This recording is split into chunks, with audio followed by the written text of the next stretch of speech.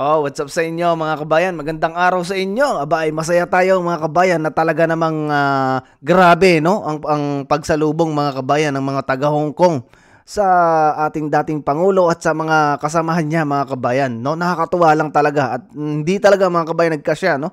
Doon sa venue ng pinagdausan mga kabayan ng pasasalamat, no, ng ni PRRD at saka ni BP Sara at saka ni Pastor Kibuloy mga kabayan. Kita ninyo, no? Itong mga lutanista talaga mga kabayan, grabe gumawa ng ka-fake newsan. Isipin niyo mga kabayan may nagpapakalat kasi na video ng yan, yung mga lutanista na yan na sinisigaw ng mga tao doon mga kabayan na impeach, no? Impeach BP Sara. Ginawa nila yun mga kabayan at pinapakalat nila yan sa social media. Ganyan sila mga kabayan magkalat ng kasinungalingan. Samantalang nakatutok tayo doon kanina mga kabayan dahil mayroon tayong mga kaibigan dyan sa Hong Kong, no? Nandyan si Tol Jojo, nandyan si Kuya Spencer, at iba pa, no? Marami din dito mga kabayan sa channel natin na mga taga Hong Kong. Yung iba mga kabayan ay hindi natin masyadong kilala, no? Nandyan si Ate Grace Chong, diba? Tapos pinakakalat mga kabayan, itong mga lutanistang wala naman doon, sinisigaw daw mga kabayan ng mga tao doon ay impeach BP Sara. Ganyan mga kabayan manira yung mga taong yan. Grabe, no? At nagpapakalat pa sila katulad nung ilabas natin dito kahapon mga kabayan na headline, no? Ng Abante, no? Ay yung patungkol doon sa warrant of arrest daw na inilabas ng ICC mga kabayan. Ito mga kabayan, syempre bago tayo magpatuloy dyan, maraming salamat sa inyo mga kabayan, sa mga bagong subscribers natin, maraming salamat sa inyo, no? Hindi ko kayo maisa-isa mga kabayan, sa mga nagko-comment at nag-share, maraming salamat mga kabayan. Tulong-tulong tayo dito, no? Para na sa ganun mga kabayan, natin tong mga nagtutulong dito sa social media mga kabayan.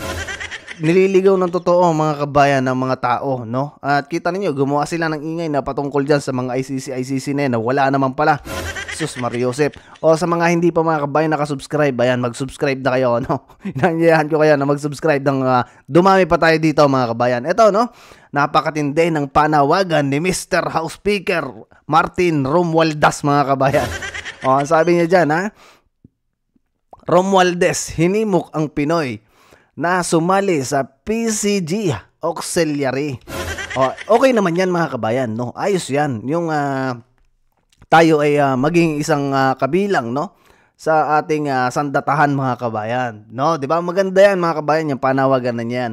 Bakit kaya mga kabayan? Sabi niya dito, hindi na ito panahon para magsawalang kibo. Araw-araw sinusubukan ng ibang bansa na angkinin ang ating karagatan. Kung tayo mismo ay hindi kikilos, sino pa ang magtatanggol sa atin? Kita mo yan? Ang paglilingkod sa bayan ay hindi lang para sa mga naka-uniforme.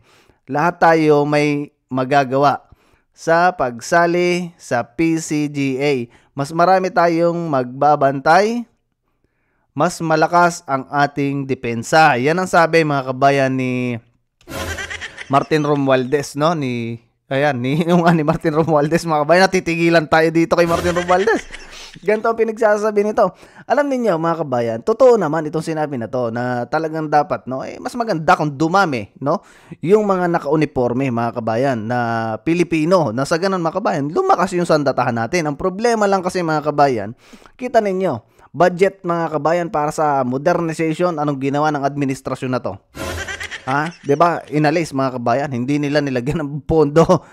Paano mga kabayan? Alangan namang lumaban mga kabayan ng itak yung daladala tapos ang kalaban mo Armalite, diba? Kita mo tong tao na to mga kabayan.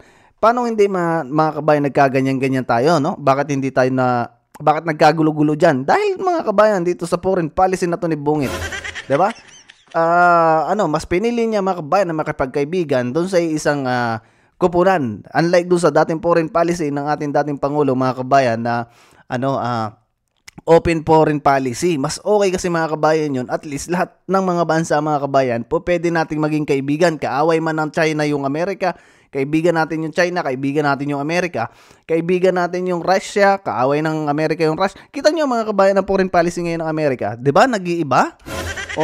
Kaya mga kabayan, malaki ang magiging epekto niyan sa ating bansa, no? Lalo pa ngayon, 'di ba? Matindi ang nangyayaring kaguluhan. Even yung China, mga kabayan, parang gusto na rin yata nilang makipagdigma diyan sa European, mga kabayan.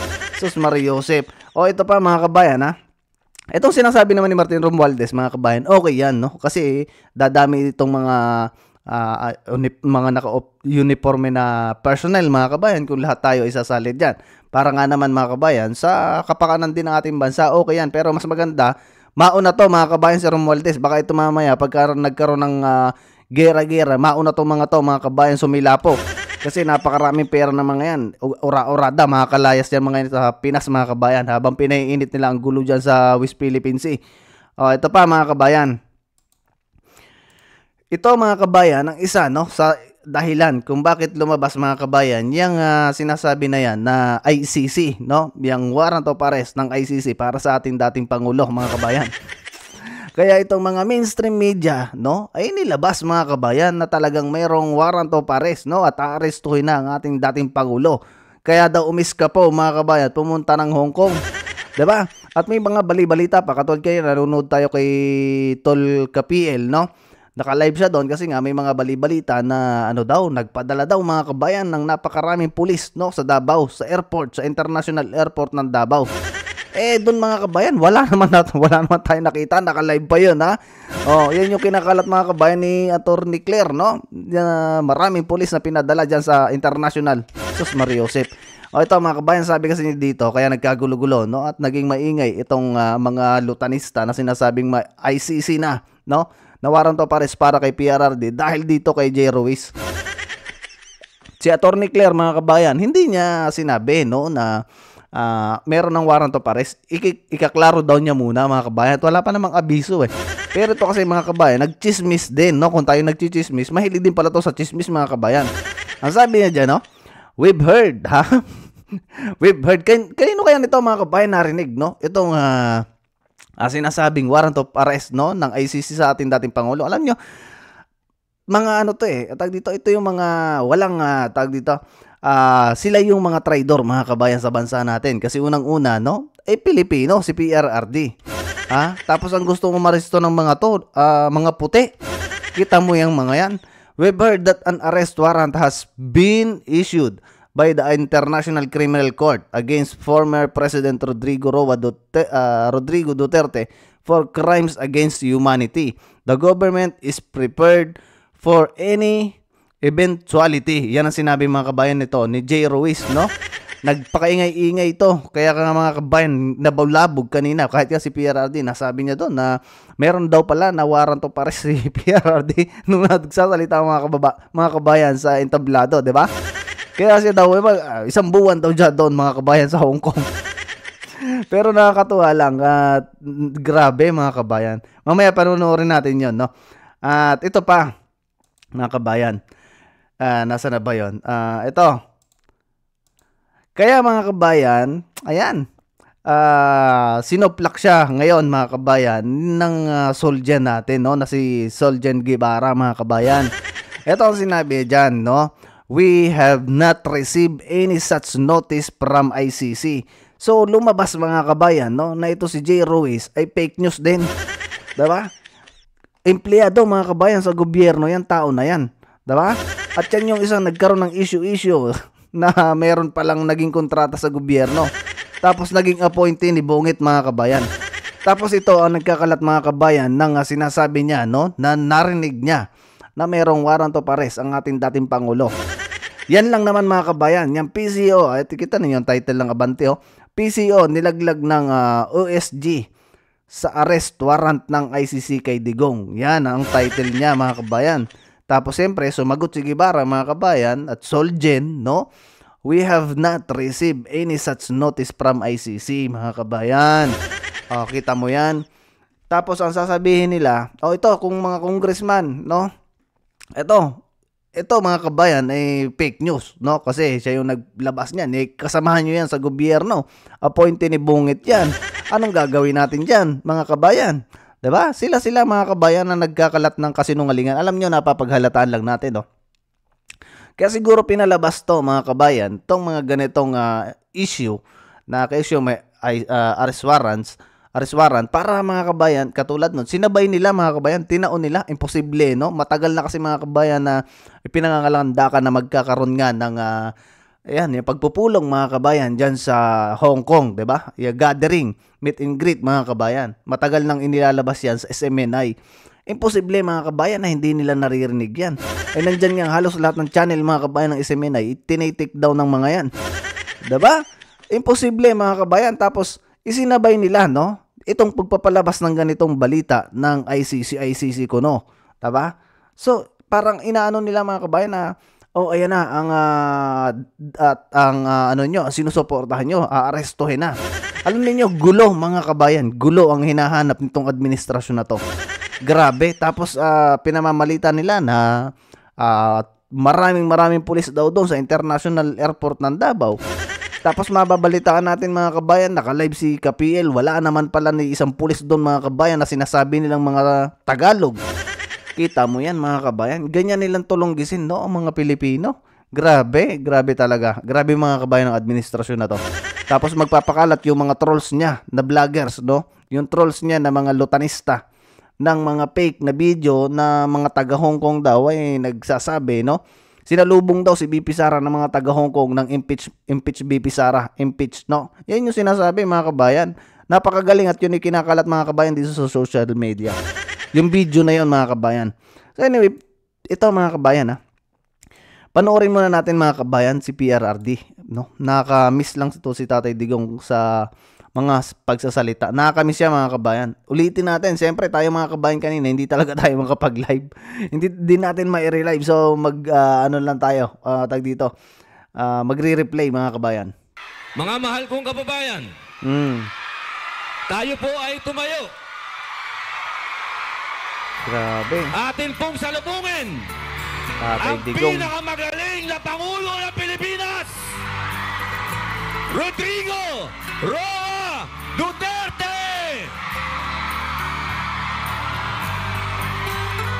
Grabe yung tao mga kabayan, di ba?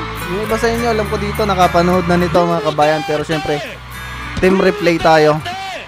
Duterte! Duterte! Matutumba pa si Tatay Digong.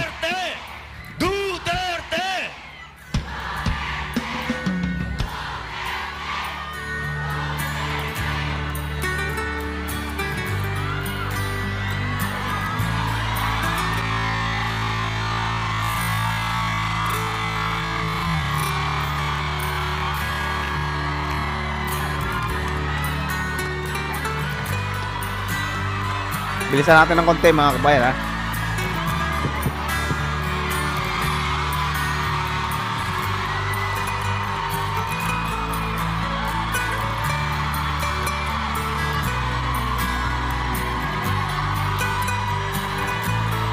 Grabe yung tao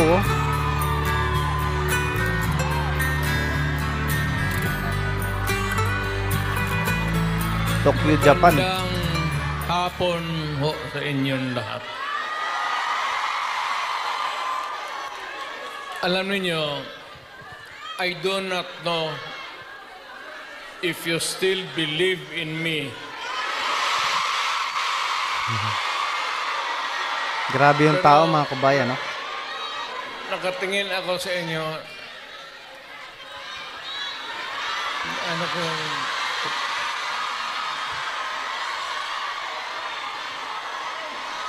na dapat kita niyo mga kabayan, no? Kita ninyo kung paano mahalin ng mga OFW. Isa din mga kabayan akong OFW. Ganto namin mga kabayan pahalagahan si Tatay Digong. At ganto kami magtanaw ng utang na loob mga kabayan. Di ko lang alam do sa ibang OFW, pero ako mga kabayan, ganto ako tumanaw ng utang na loob sa tatay natin mga kabayan. Naging pangulo ng ating bansa mga kabayan. Ganto. Kita niyo yung mga kababayan natin dyan sa Hong Kong. Kita niyo itong mga nanay na to, no? Naiiyak mga kabayan kasi naramdaman nila nung mga panahon na yon ang tunay na merong pangulo mga kabayan. Kita ninyo, 'di ba? Nag-iiyakan mga kabayan nung makita nila at nagsalita si Tatay Digong. At ito yung first time niya mga kabayan na makakapunta diyan. kita-kita tayo doon sa ating bayan. Kaya lang sa sitwasyon natin ngayon, Kita nyo, 'Di ba? Nag-iiyakan mga kabayan at nagkakagulo. Tapos napakarami pa mga kabayan ng tao diyan. Yung iba hindi na nakapasok. Katulad na lang ni Ate Grace Chong, hindi nakapasok. Tapos yung isa pa mga kabayan, nakakilala din natin diyan, hindi rin nakapasok mga kabayan. Grabe. Kailangan talaga pumunta tayo sa ibang bayan maghanap buhay. Pero sa akin, the fact that malayo kayo sa pamilya ninyo,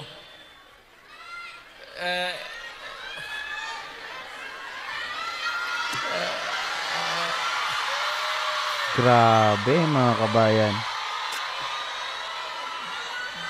dama ko yung lungkot at alam ko yan. Kasi ganon rin ako noon. Almost 3 years.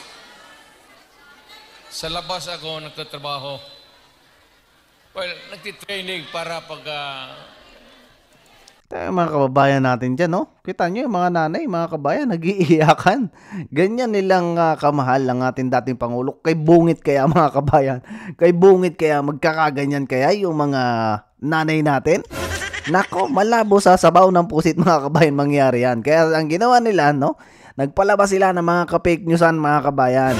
Ng mga hindi totoo na video na dinabsmash nila yung video mga kabayan ay sinasigaw ay ang totoo mga kabayan ang sumisigaw doon yung mga kabayan black na nagrarally yun ko tunay sa iyak sila connection ko sa pagka-abogado.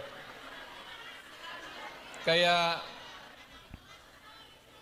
OFW yan ang pinakamasarap magkikinig ako. OFW, mabuhay kayong lahat. Yan, kita mo yung mga Pilipino nag-iiyakan mga kabayan. At so ayun no mga kabayan, alam ko naman yung iba sa inyo talaga no, yung mga solid mga kabayan na mga DDS na sumusuporta no mga kabayan sa ating dating Pangulo at sa kanya mga alyansa no. Alam ko naman na kayo nakatuto kanina sa live ng ng PTV ng SMNI mga kabayan. So alam ko na nasubaybayan niyo to mga kabayan at siyempre hindi na natin mga kabayan tatapusin to. Napakahaba nito mga kabayan. I-subscribe niyo mga kabayan yung bagong channel no ng SMNI. Etong ano bang pangalan ng channel na to mga kabayan? I-subscribe niyo to mga kabayan kasi para nang sa ganun mas maging updated kayo yung The Way no DWAY no 1332 TV yan i-subscribe niyan mga kabayan na sa ganun ay maging updated kayo sa mga balita na nilalabas nila. So ayun mga kabayan, hanggang dito na lang muna yung video natin. Maraming salamat sa mga umantabay, sa mga patuloy na sumusuporta mga kabayan. Tuloy lang tayo no. Huwag tayong madadala sa kung ano-ano man lumalabas mga kabayan na paninira no ng kampo ni Bungit. Kasi wala talaga mga kabayan. Yung mga yan kumbaga trip na yan, tamang trip na yan mga kabayan. Tamang panic attack na yung mga yan. Kasi nakikita nila kung paano sumuporta ang mga Pilipino no sa ating dating Pangulo. So adios muna sa inyo mga kabayan. See you sa susunod na video. At siguro mag-upload ulit tayo ng mga napag-usapan dito mga kabayan. Ingat kayo mga kabayan. Adios muli. See you sa susunod na video.